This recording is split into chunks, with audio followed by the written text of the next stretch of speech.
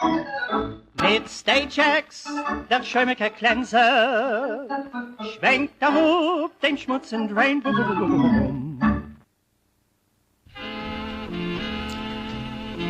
It was 1956.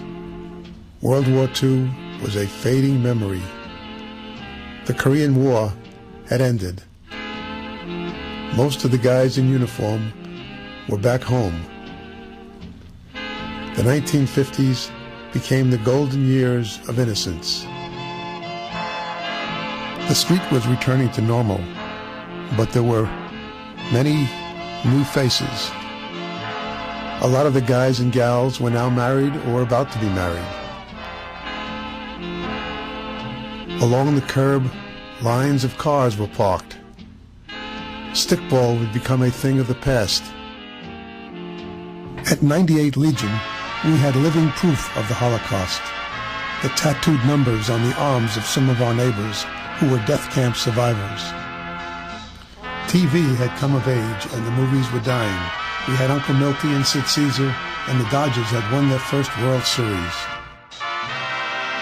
But the Dodgers were about to leave town, and Brooklyn would never be the same. Although our parents were mostly still around, a new generation was taking over the street. The neighborhood hangout was no longer Sam and Ruby's. It was now solely owned by Sam Orenstein. It was a time of prosperity and progress. There were so many cars on the street now that the city had taken to alternate side of the street parking.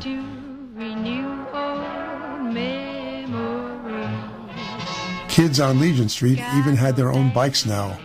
They didn't have to rent one to go bike riding.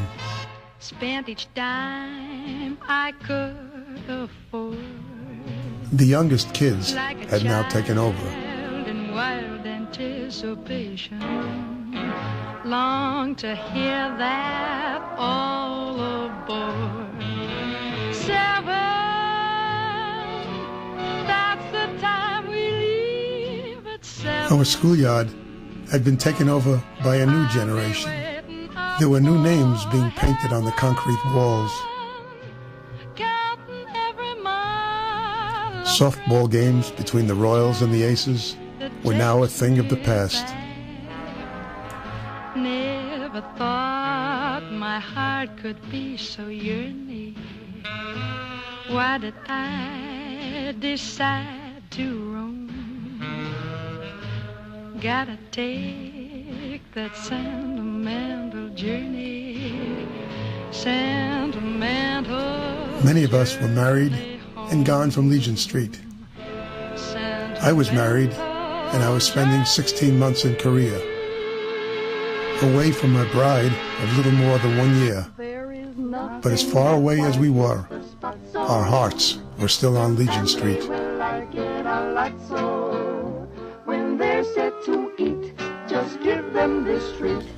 And some of our parents were still listening to WEVD and reading the Morgan Freiheit or the Forwitz. ISCHEWITZ. Although many of us were now gone from the neighborhood, we had fond memories of growing up during the Great Depression and World War II, of bar mitzvahs, shopping, playing, and just living on Legion and Sutter.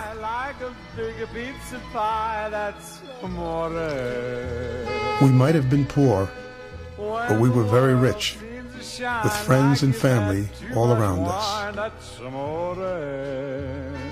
Our younger brothers and sisters were now dating and going off to work and to college.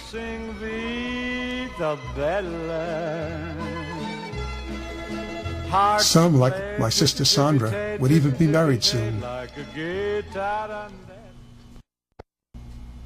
Louis Spinner was long since gone. The candy store had seen the evolution from the leather-jacketed black hats to the after-hours club, from Yankee and Satch to little Georgie Goldman. They're thinking of taking the bums to California. It was no longer the home of the infamous Yankee Doodle, the local code name for marijuana. Don't let them leave our premises. My sister Sandra had even dated Minky of the After Hours Club. Our guys were very different than them, but still we all managed to get along, even playing some softball games against one another. But if you take away the Dodgers, guys like Cappy, Nuke, and Hodges, we ain't your pals. As cool as they thought they were, they couldn't avoid getting married. And no matter what the event, they couldn't stay away from Sam's Candy Store. LA would be their nemesis, 'cause Brooklyn fits the Dodgers like a glove. Little Willie was still hanging around the candy store, but he was beginning to show his age. His pinball game was being affected by his ongoing prostate problem. In 1940, the city of New York took pictures of every building in the neighborhood. But the buildings weren't the neighborhood.